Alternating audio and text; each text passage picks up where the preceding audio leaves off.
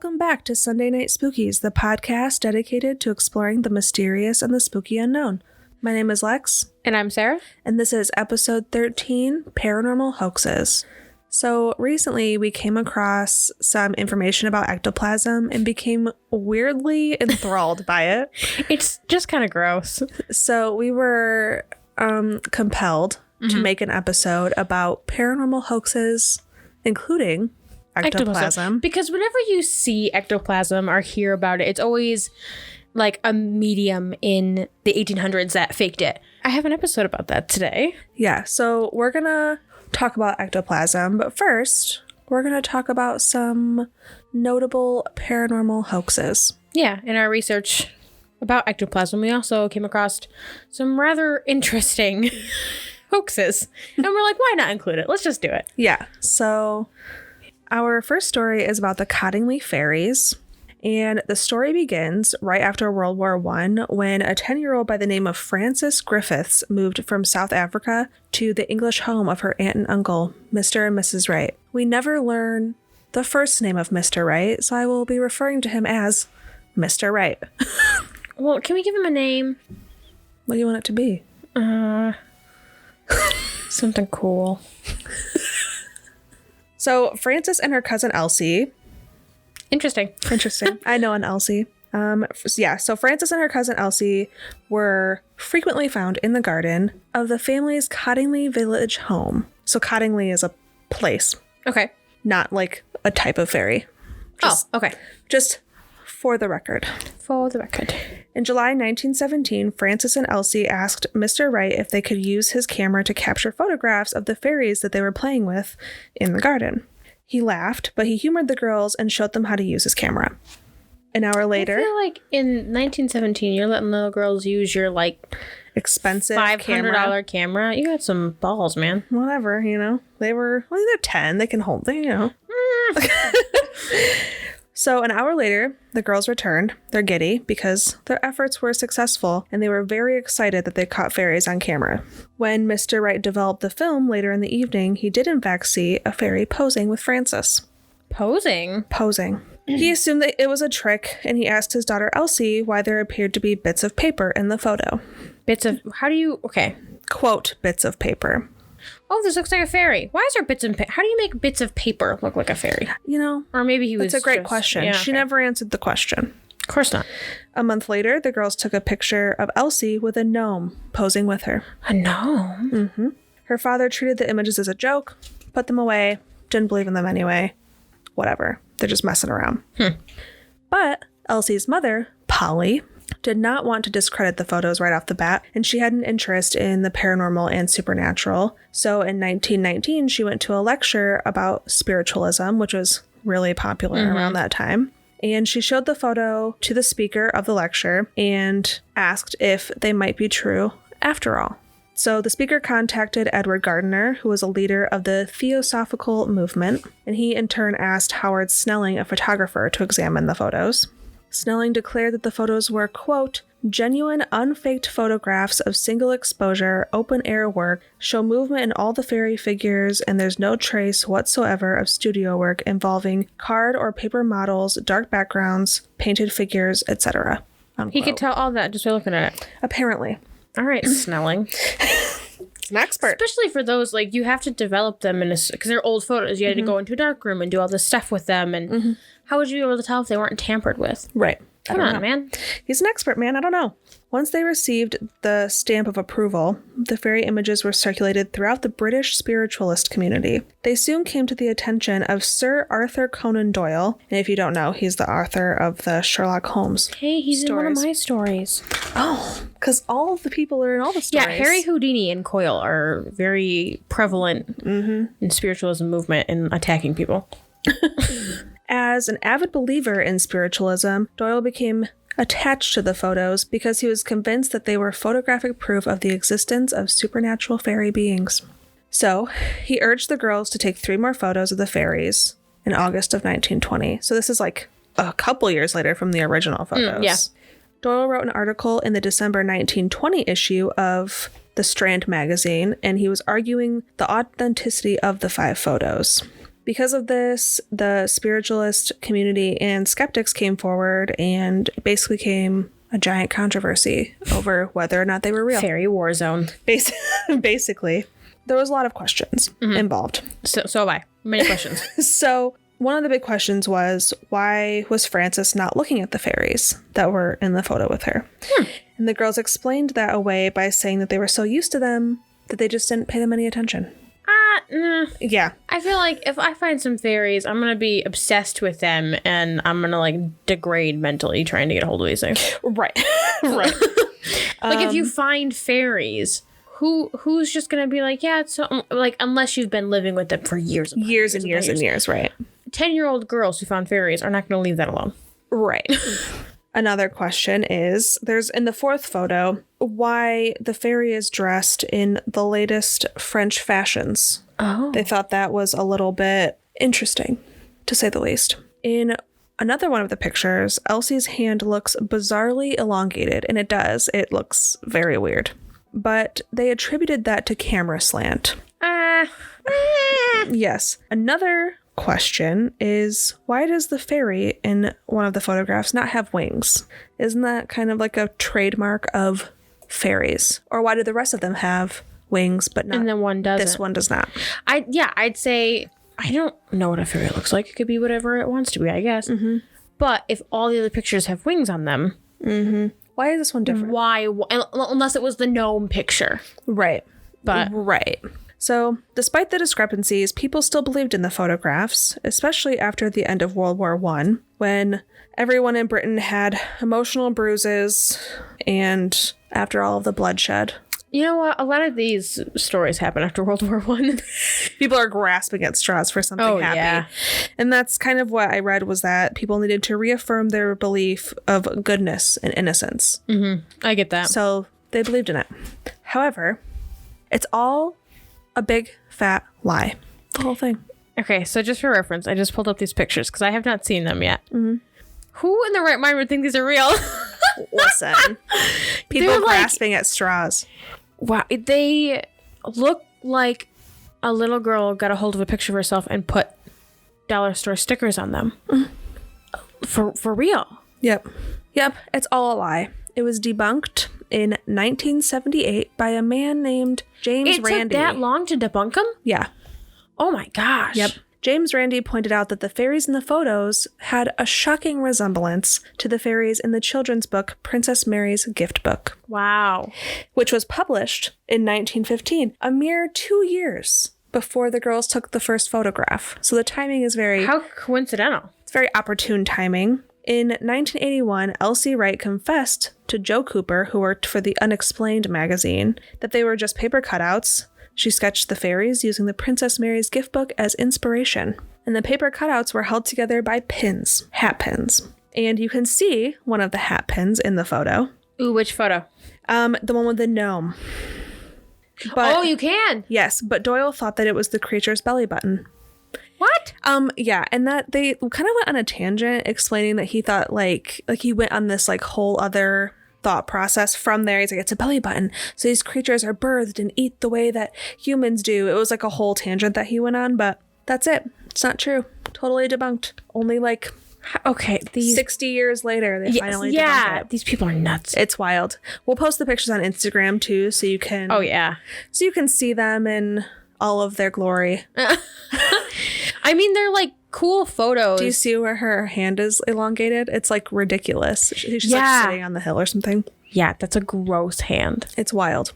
That looks like a monkey foot. Like it looks like a like a weird Halloween prosthesis or something. Yeah, it looks and weird. like the pictures are beautiful for what they are. Well, yes, like they're pretty very well done. Yeah, whimsical. And like for little girls, I mean, this girl doesn't look little. She looks like she's 16. Yeah. But they're like pretty photos. Mm-hmm. But to actually like be like, yeah, no, these are real. What? Right. Like y'all are really grasping at straws. And we don't mean to like downplay. Obviously, World War I, huge deal. Very sad. Lots of bloodshed. Right. But like you're really grasping at straws after World War I for some happiness, because those don't even look kind of real to me. No, not even a little bit. We'll let you draw your own judgment. If you have anyone if they differ, please let us know. We'll post all 5 pictures for you. Very famous paranormal hoax of the Cottingley fairies. Hopefully you enjoyed it. So this next story also has to do with photography. And this one is probably a little bit more well-known, but it's something that I've always been fascinated with. So it's about a spirit photographer named William Mumler. If any of you are, I'm sure you are if you're listening to this podcast, interested in the weird pictures, paranormal stuff, there is a photo of Mary Todd Lincoln, Abraham Lincoln's widow, photographed, and you can see she's in mourning. She's got a veil on, very dark clothes, and you can see what looks like Mr. Abraham Lincoln standing behind her with his hands on her shoulders. And it's faint, and it's supposed to be the spirit of Abraham Lincoln come back to take a portrait with his wife. And sweet. It's very sweet. That's one of the most famous photos. And I remember in high school, somebody had shown me this picture and we all believed it was real. We're like, oh my gosh, I can't believe there's an actual photo of dead Abraham Lincoln. Like, everyone thought it was real. Mm-hmm. So William Mumler was an American spirit photographer in the mid to late 1800s. He worked out of New York and Boston, and he was known for being able to photograph portraits of people with their deceased loved ones. Someone in mourning could come to him and have their photo taken, and the results would be very clear that there would be someone behind them, this ghostly apparition of one of their loved ones, usually just standing behind them. Sometimes they'd be embracing the loved one, but it was very clear that there was something behind this person. And they were always photographed in a way where they would leave enough room for the spirit to show up. Mumler was employed as an engraver before his spirit photography. It's very important to note. And he claimed that he discovered this hidden talent of his. He thought it was a talent that only he had by one day taking a portrait of himself.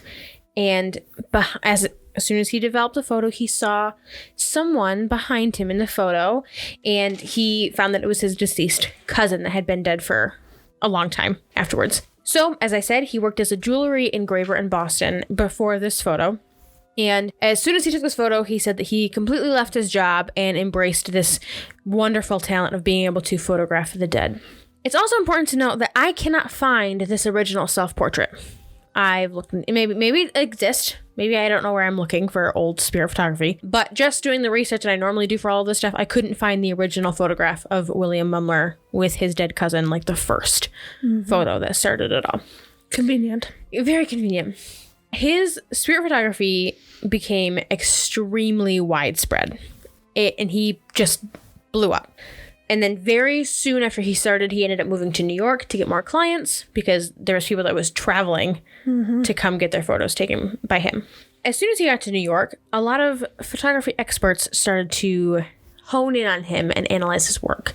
Many have claimed up and down that they cannot find any fault in his work and it's 100% real, accurate. There was testimonies that I read, like people had written in their journals about this guy because they were so convinced that he was real. So, like I said in the beginning, Mary Todd Lincoln was one of the most famous portraits done by William Mumler. After losing 3 out of 4 sons and her husband, Mrs. Lincoln was no stranger to the spiritualism movement, mediums, psychics, all that stuff. She reveled in it, and she said that she was a bit of an expert when it came to dealing with these people. So she came to Mumler unannounced, didn't tell him who she was. She came dressed in mourning, all in black, a veil covering her face, and she told Mumler that she would not remove her veil until he was going to snap the picture, until he was in place, ready to take the picture, and then she would replace her veil. She said that she did this because she knew how spirits and mediums worked. Sometimes if they see your face, they get more of a reading. You know, if they know who she is, she was a very famous woman at the time, maybe they knew a little bit more about her than she wanted them to know just by, you know what I mean? Like, if I go to a medium in another town, they wouldn't know who I was. But if Mrs. Lincoln went to a medium in another town, they're probably going to know who she is, and they probably could get some information on her. So she kept her face covered. So she sat down, she removed her veil, he took the photo, and lo and behold, Abraham Lincoln was there. She was pretty convinced that this was her deceased husband. Like I said, she was no strangers to mediums and spiritualists of the like. But his spirit photography didn't last very long. Only about 8 to 9 years. In late 1869, he appeared at court and was tried for fraud. His main opposer was none other than P.T. Barnum, which I just want to point out that it's really funny that P.T. Barnum was trying to try this guy for fraud when he sold fish to freaking monkeys and claimed they were mermaids. So, not really in a position to be pointing fingers. Not really. P.T. Barnum went to great lengths to prove this guy wrong. I don't know why, but he did. There can only be just one hoaxer. One master hoaxer. Yeah. He was not tried in front of a jury. It was solely the judge's decision. P.T. Barnum, his main stance was that Mumler was taking advantage of people whose judgment was clouded by grief, quote unquote. He said it was unfair, cruel that you were doing to these people in mourning. You're taking advantage of them. P.T. Barnum was just one of many. There was pretty divided. A lot of people believed it. A lot of people didn't believe it. There were some in the court papers. There was people that claimed the ghosts that were portrayed were still living people, and that he got the idea to portray these ghosts by breaking into people's houses and stealing photographs that they had in their houses of people, just some of which weren't dead. So, like, because people back then, if you were deceased, they would hang pictures or whatnot. It was more common to do that. So he would break in and steal photos of from people's houses, and they would come get their picture taken with their cousin who was very much alive. Yep. So it was very weird. P.T. Barnum also went as far as hiring another photographer who was more versed in the craft, because remember, Mumler has only been practicing for about 8 or 9 years. He hired another photographer to recreate the Abraham Lincoln photo. And I'll post this photo. There's a picture of P.T. Barnum with Abraham Lincoln behind him. It's very clearly Abe Lincoln. His hands are on his shoulders and everything, just like the Mary Todd one was. It's kind of cool to see. So ultimately, Mumler was acquitted of all charges because the prosecution could not prove beyond a reasonable doubt that he was fabricating the photos. They never found out how he did it. And still to this day, I couldn't find anything about how he did these photos. But like I said before, he was an engraver before he took these photos. And these photos were typically printed on tin or some kind of metal like that. It wasn't paper. So my theory is that he used some of his engraving skills to do something to these sheets. Maybe like etched like a general outline. Yeah, something. And like the grooves made them develop in a weird way. Yeah. And that's the only thing I could think of. Because he was an engraver and because these photos were typically printed on tin or something of the like, something that could be engraved, it wasn't paper. I just thought that was interesting. After his trial, he continued to work as a photographer, but he never did spirit photography again, never claimed he could do it. Shocking. It's also important to note that his wife wasn't such a truthful person either. She had been conning people in the 1850s and 60s. She claimed to be a medium healer, spiritual healer. But she pops up in different like city directories under different names, different occupations, but all at the same address as Mumler. It was just weird. Like, they couldn't really prove what she was doing for a living. It was just known that she was some kind of medium or healer. But then in directories and censuses, she would appear as different names, different occupations. Just sketchy. That's weird. Yeah, a little sketchy. For someone who's, married to a con artist, basically. It's a little weird. Little con artist duo. So after his trial, he continued photography, but they both ended up passing away in poverty. They didn't have a lot of money after that. That's just what I like to call my good friend, the karma. Karma! Yeah, he got really popular for about 10 years, and then P.T. Barnum went in and was like, no, only one con man. And he was finished. Speaking of con men, we'll talk about some con women. Con women? Mm-hmm. So I'm going to tell you a little bit about the Fox sisters. Ooh. We talked a bit about the Fox sisters in our Ouija board episode. Indeed, we did. But I don't know the full story, so I'm excited. So, okay. The Fox sisters are known for being responsible, I believe, for spiritualism. Mm-hmm. The whole movement. And that began in Hydesville, New York. Doesn't exist anymore. Oh, what is it now? 20 miles from Rochester. Okay. That's all I got. That's it. I don't think they renamed it. Just some empty space. It might be because it said it doesn't exist anymore. But that movement began when Maggie and Kate Fox reported that they could have contact with spirits. For context, spiritualism is the belief that spirits can and want to communicate with the living, and spiritualists see the afterlife as a place where spirits continue to learn and develop, so they're like cognizant after they die. That's an interesting viewpoint. I guess I never really thought about like what spiritualism actually was. Right. I just thought that it was like the movement. Let's talk to spirit. Yeah, the movement of people who are obsessed with it. Mm-hmm. Spiritualists believe that if spirits can speak to us, that they're more advanced than we are and can provide us with useful knowledge. Fair enough. And you know what? Same.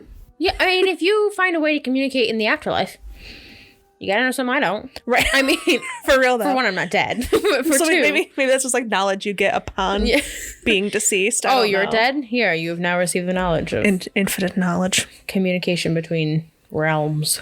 I mean, for all we know, that's what happens. I'm just saying.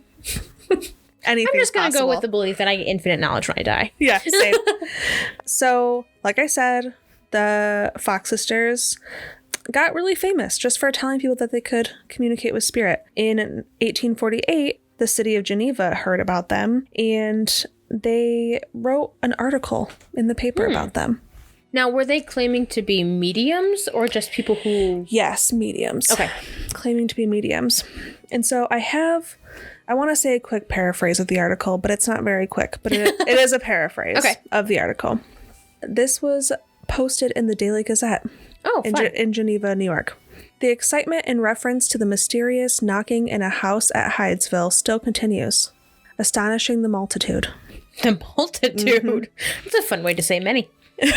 Yeah, so this is talking about their contact with a spirit in their home. Mm-hmm.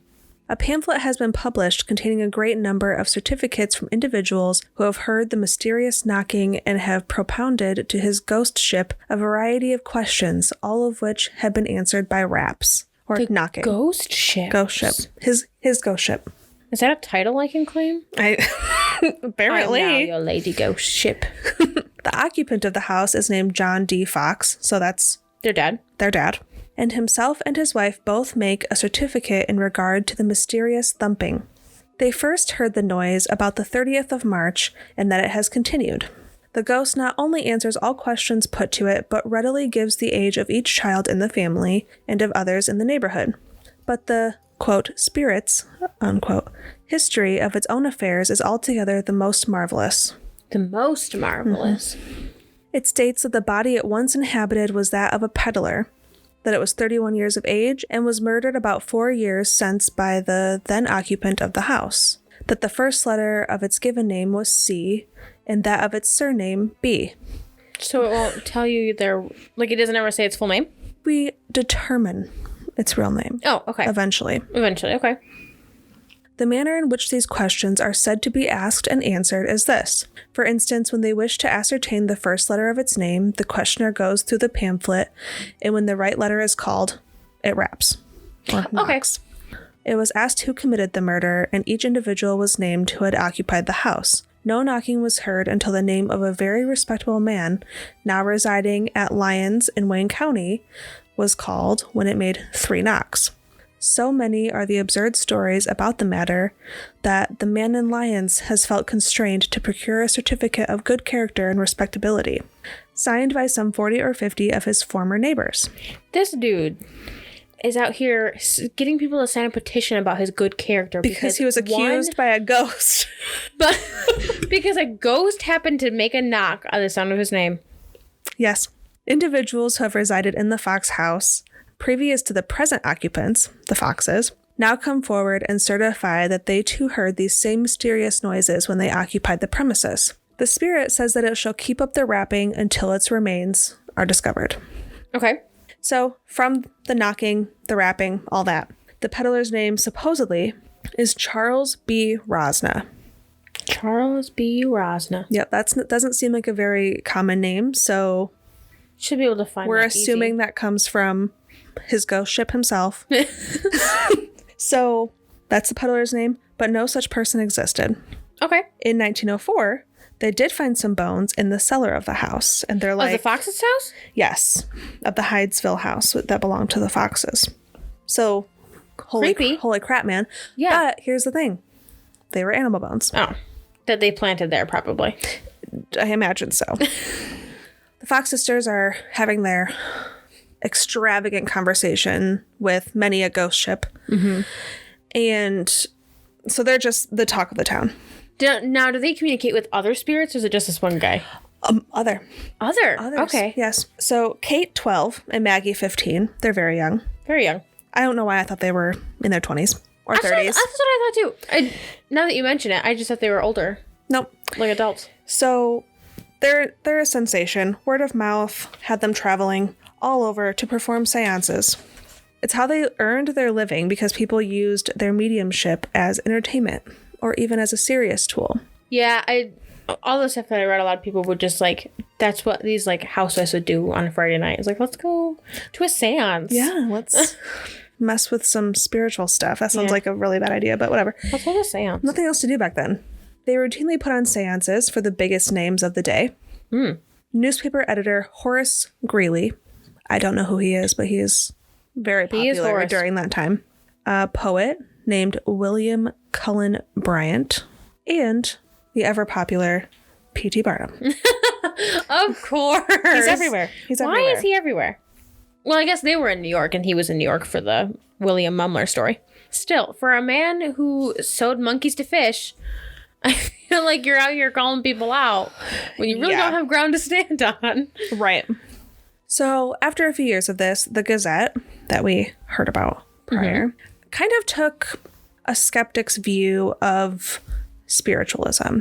They thought that referring to the ghost or spirit as his ghost ship was absurd, and so was the excitement surrounding it. That just... Complete reversal, I guess. Yeah. But so many people were still interested in the idea. So one correspondent wrote a piece objecting to the skeptic's dismissal of the Fox sisters. He's very passionate. Oh. And I have what he wrote. I'm so ready. So the guy that wrote in, they don't mention his name. He was kind of talking to all.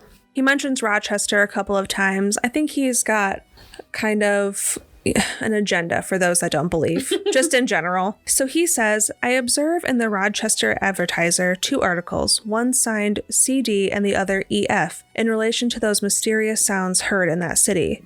CD leads off with a knowing wink and tells all strangers not to mind any more about this humbug, for we intelligent citizens of Rochester understand it perfectly, but in our immaculate wisdom we do not explain it. Next, EF makes a grand flourish about how the world used to believe in witches and warlocks, but has gotten wiser now and believes in nothing but steam. I like this guy's vocabulary. Yeah.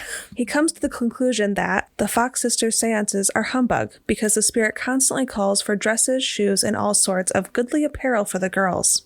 Well, that's interesting. Interesting. Well, we heard it sometime and never heard anything of that sort at all. Learned professors at a distance may insult common sense with their ridiculous theories, but facts are greater than professors, whether they think it or not. Wow. That's a real classy way to tell you to believe in it. Damn it. Yeah, for real. So he got that off his chest. Good for him, man. Yes, good for him. Speak your mind. So, until the late 1800s, the Fox sisters performed seances and spirit communication. But eventually... Oh, no. Skeptics and non-believers forced them to admit that it was all a fraud.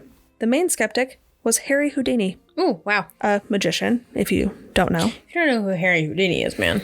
Open a book. Yeah. He took it personally that the sisters were taking advantage of vulnerable people. Yeah. Yeah. So, in 1888, one of the sisters confessed. What did they do to her to make her confess? I think just hounded the crap out of him. They confessed. Another tried to recant it, but it was too late. The damage was already done. Yeah. I mean, if you confess to a murder and then say, oh, just kidding, I didn't do it. Right. Your reputation's ruined at that point. Yeah, too late. So, the Fox sisters eventually, like other con artists have been proven to do, faded into alcoholism and obscurity. By the start of the new century, the sisters had all died of poverty and shame. But you're asking yourself, and I know you're I am. I know you're asking. I know you're asking, how do they produce the rapping sounds? Yeah, what did they do? Because that's how they did all their seances. They brought a table with them. They brought their own table. Indeed, they did. I feel like if you're hauling your own table to seances, that's like red flag number 1. Right. Well, no, red flag number 1 should be the fact that this is a 12-year-old girl. Like, Well, can 12-year-old girls it have went powers? for a very long time because it started in like 1848. Okay, that's true. That's true. But they didn't admit to it until 1888. I still feel like if a teenager has come to me, like, can teenagers have medium powers? Absolutely. Sure they can. But I don't think they're traveling and letting people know, like, what their ghosts are saying. Right. So they brought a table to all their seances. And questions were answered via knocks or rapping sounds or thumping. Did anyone ask about why they brought their own table? Like, was that ever... I assume people just thought it was, like, necessary for their mediumship. Guys are a bunch of idiots. Well, it was a rigged table. What? No. Yeah. No. I don't believe it. No. Within the enclosed tabletop was a string connected to a long metal rod. When pushed, the rod would hit the inside of the table, creating the rapping sound. They would also crack their knuckles and their feet. There you go. I just gave you I already cracked all my knuckles today. You suck. Yeah. And they would use the cracking sound from their feet and their knuckles to be used as evidence of there being a spiritual presence. How do you not... Like, you know what cracking knuckles sound like. I mean, maybe we do because we crack every bone in our body all the time. Yeah. But you'd think that most people would realize that, like, it's not cracking of a knuckle is not... that was loud. Especially, like, my feet and my ankles. My feet and ankles crack all the time, but it's not a... it's not like your hands. It's not... Right. It's a bunch of little snaps and pops. As opposed to one hard... Because there's, like... Well, like, what's the difference between a knock and a rap? I think raps are... I think a knock is... This is a knock. But I think a rap is more like... Okay. There's a difference in my hand positioning. There was. Like, I feel like a knock is like a few good hard, sturdy knock. And raps are... A rap is more like a... I feel like rapping is what you do. Like, you rap on somebody's window. Like, it's like a finger. That's a rap to me. I don't know if you could hear that. I don't know. If you want to know what a rap is, listen to Eminem. Sorry, I had to make a shitty joke about it. You're right. It was shitty. Yeah, so it's a big old hoax. The fact that they brought their own table everywhere, why did you let this thing go on for like 60 plus years? I mean, they profited for years and years off of seances, supposedly. But there was actually no spiritual communication the entire time. No.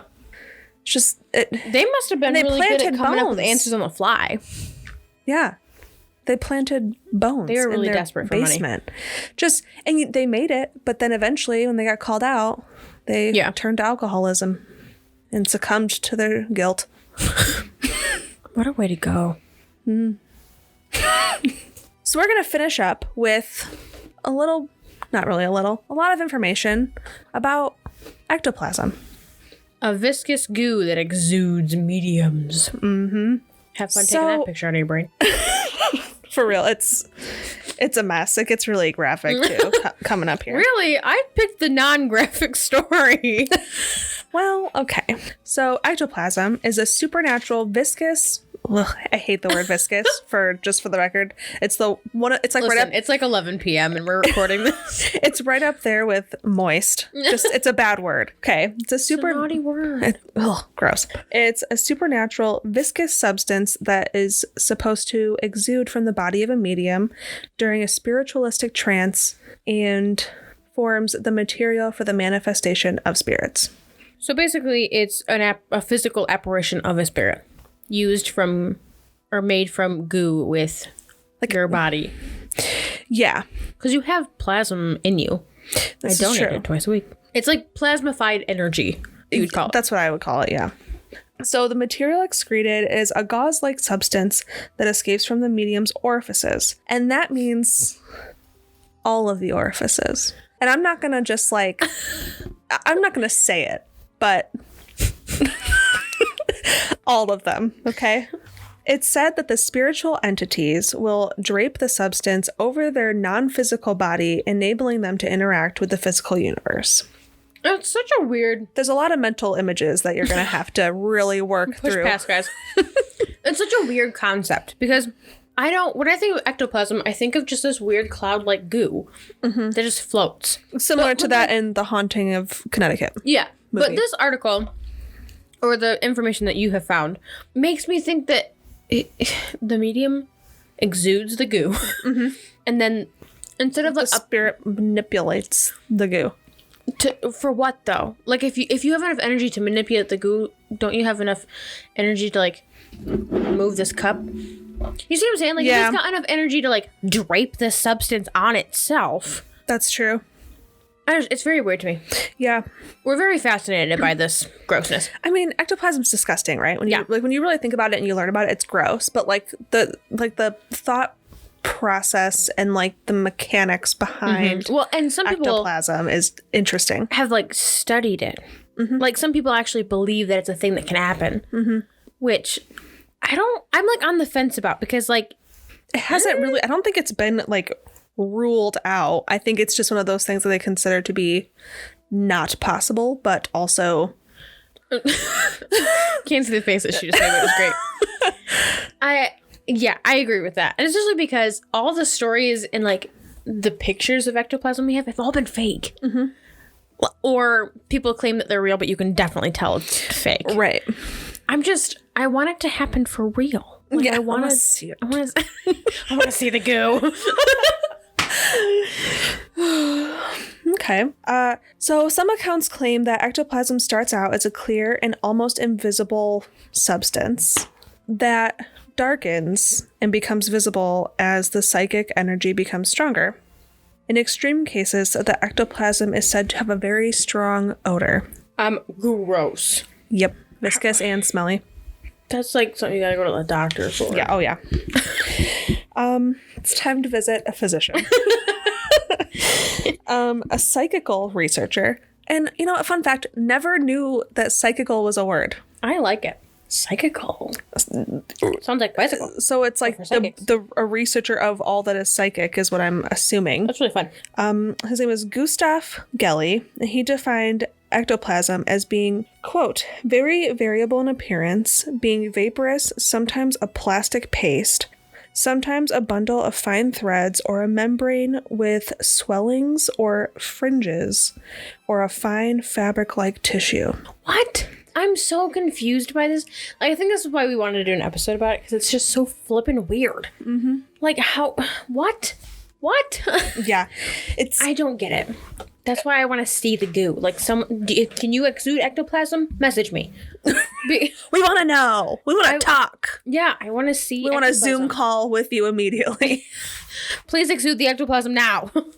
Because what is it? Like, why? Also, how would he know? He's a psychical researcher. People have had to have ectoplasm come out of their bodies before, right? Like, if people research this stuff and have opinions on it and theories behind it. Or a psychical researcher is researching the facts that are given to him, and that the facts that are being presented to him are not facts at all, but a mere manifestation of lies. Those are intense. Yeah. This isn't like liars. I've had some caffeine today. But I'm just so enthralled by it. It's wild. Like, I don't know. I just don't.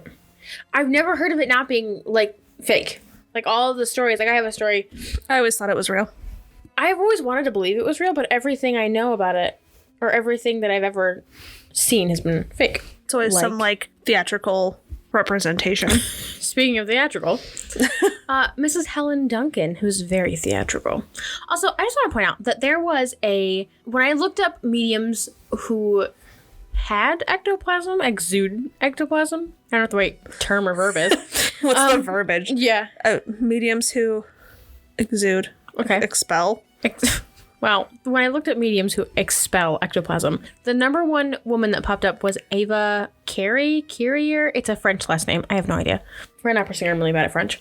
And she was the main person that popped up. However, I didn't want to bring that story to the podcast. You can look it up if you'd like to, but it was a very sexual medium. Very... I'm going to prance around nude in my seance and excrete things and not very... It was just the weirdest story I've ever read in my entire flipping life. And while our podcast is not rated E for everyone, we deemed that story a little bit mature, even for the most adult of us. My parents listen to this. I don't want to be talking about some weird naked medium. Anyway, if you'd like to look it up, it's an interesting read. Her name's Ava. It was like Carrier, Carrier, but there was some apostrophes in there. I don't know. It looked like a French last name. Carrier. Something, yeah, probably. So I chose to go with Helen Duncan. She was one of the most popular show women, they called her, in the 20th century in Britain. She was a very popular spiritualist and medium who claimed to produce the spirits of the dead in the form of ectoplasm. And I had a little note written down that plasmified energy, like that's how I would describe it. She was also the last person to be imprisoned under the Witchcraft Act of 1735, which I thought that was just a cherry on top. Mm-hmm. She was born in Scotland in 1897. Duncan claimed from very early on in childhood that she possessed clairvoyant and spirit-seeing abilities, she called it. At age 18, she married a former World War I soldier, and they went on to have 6 kids together. However, he ended up getting injured or was very sick, and he was discharged from the military and couldn't work. So she was the sole provider for the family, and as a woman back in the early 1900s, trying to provide for 8 people, it was very hard.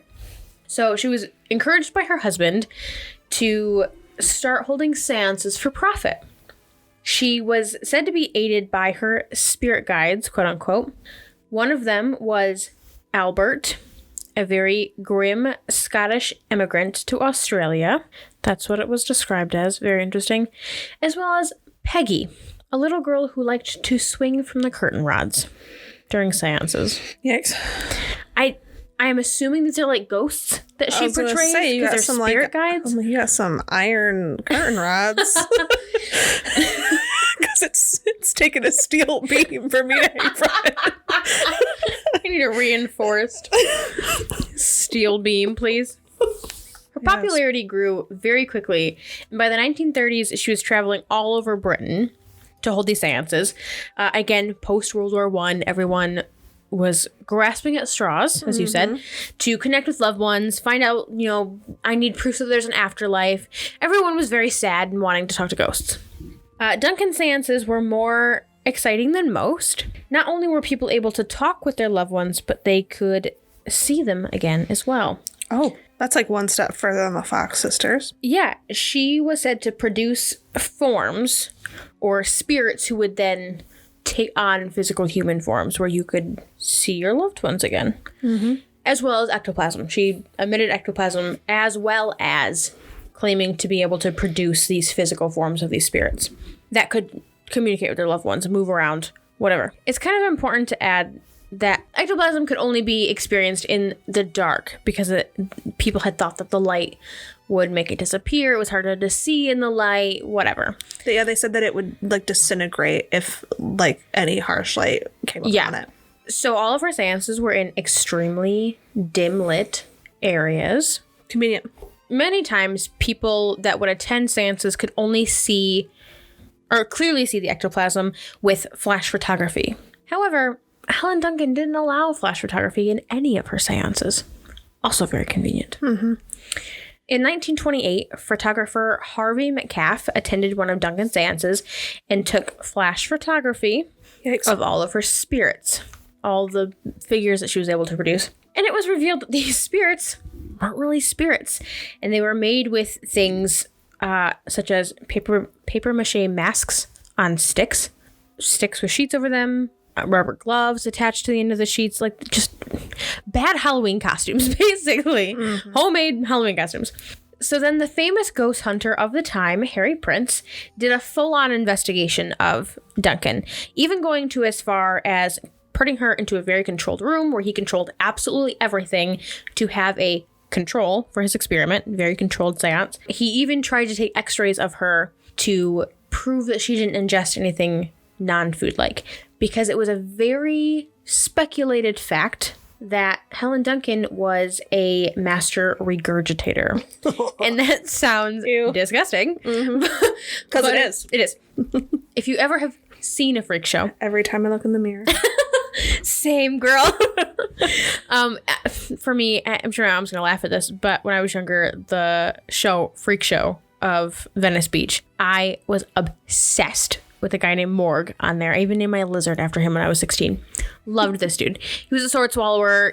One of his acts was putting a meat hook through his nose and out his mouth. Like, this guy was a freak. Hence why I was obsessed. But he also had an act where he took I can't remember the poundage of it, but like a steel ball that was like the size of a softball, and he swallowed it completely. Had x-rays taken. You could see the steel ball at the bottom of his stomach, and he could regurgitate it. He could just throw it back up. And it was all x-rayed. Like, that was like a real thing that he taught his body how to do. I don't know how he got it, because it was the size of a flippin' softball. Mm-hmm. Fascinating to watch.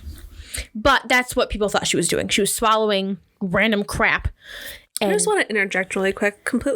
Not completely unrelated, partially unrelated. How do people swallow large... I can barely take a pill.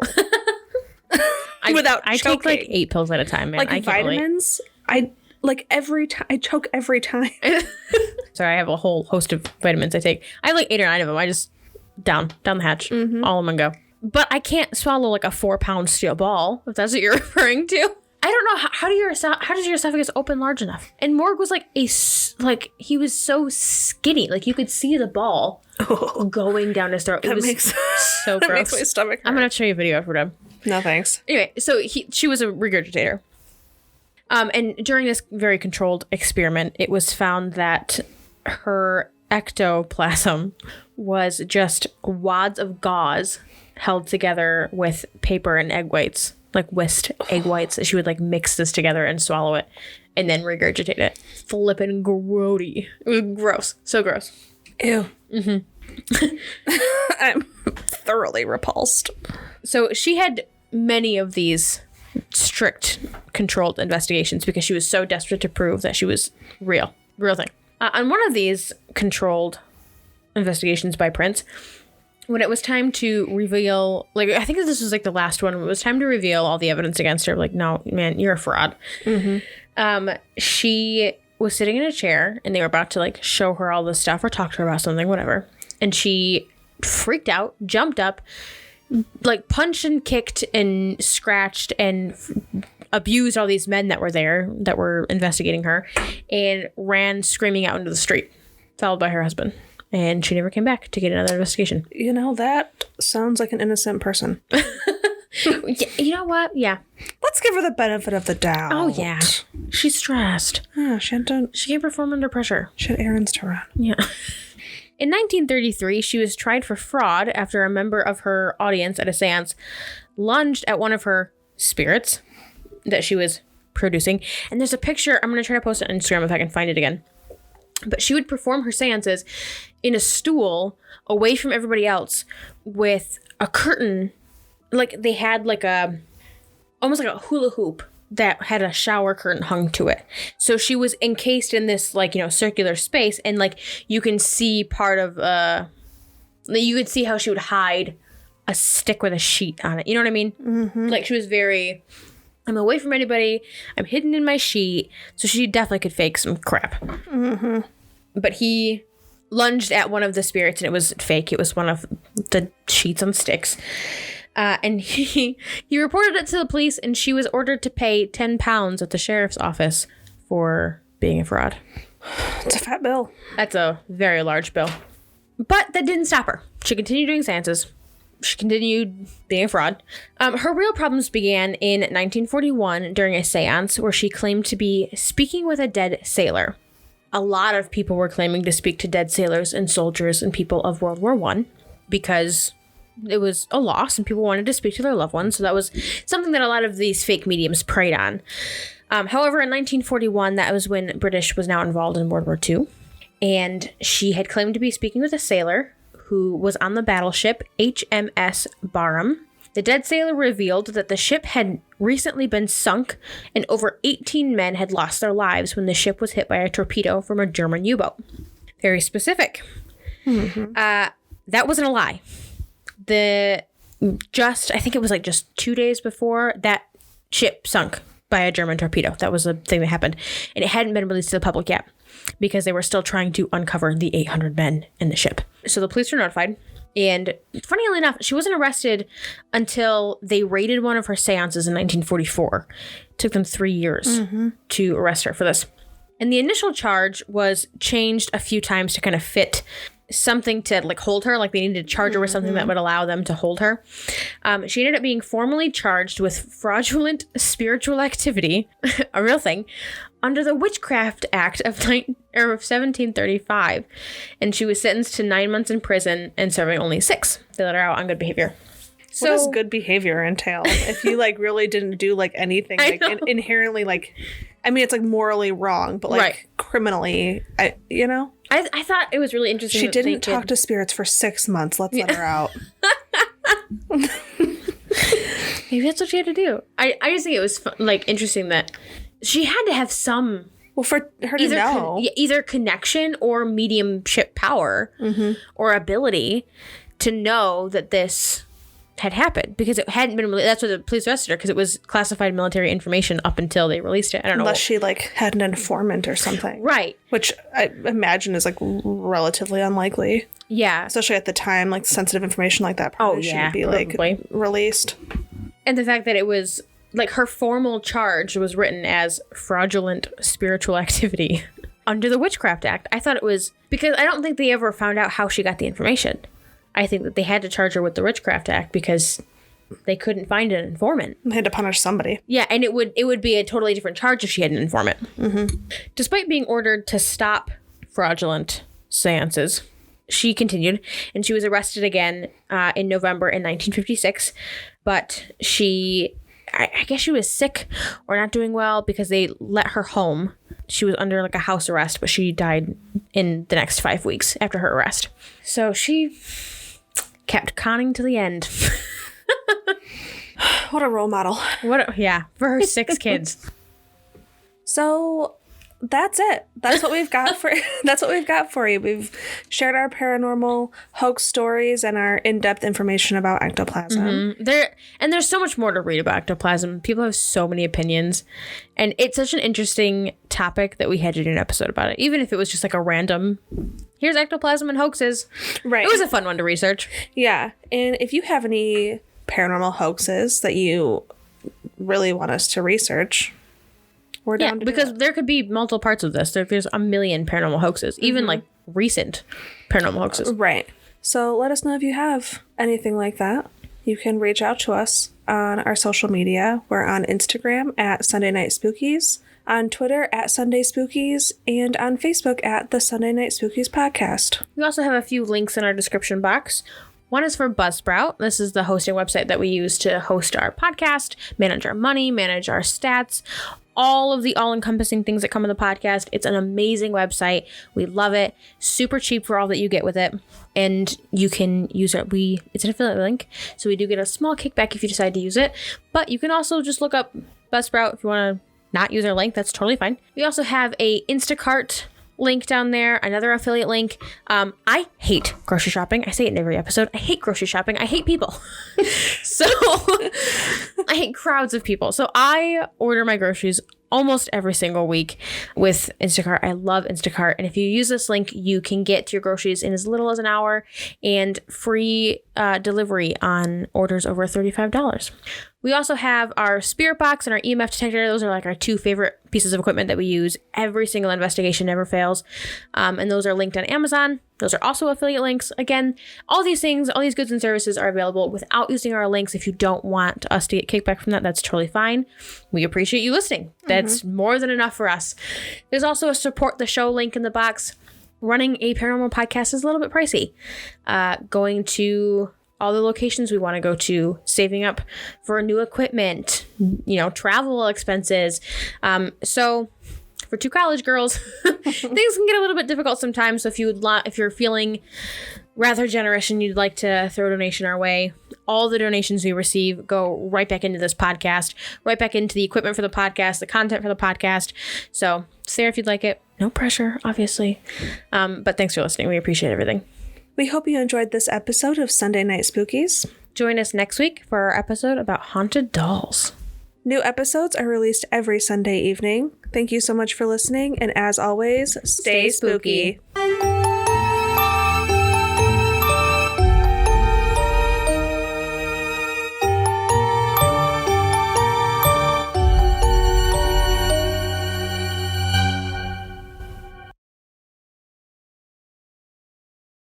He worked out of New York and Boston. Boston? He worked out of Boston! We're cutting that out. I'm going to redo this. We're very... I don't Michigan. hear it until I listen back to this podcast. It's really bad in the other one. The spirit box. Yeah. But before I do that, I'm going to get Meg's hair out of my out of my mic. Also, I said house. When the fuck did I get Canadian? Are we diving into the ectoplasm? I don't want to dive into ectoplasm.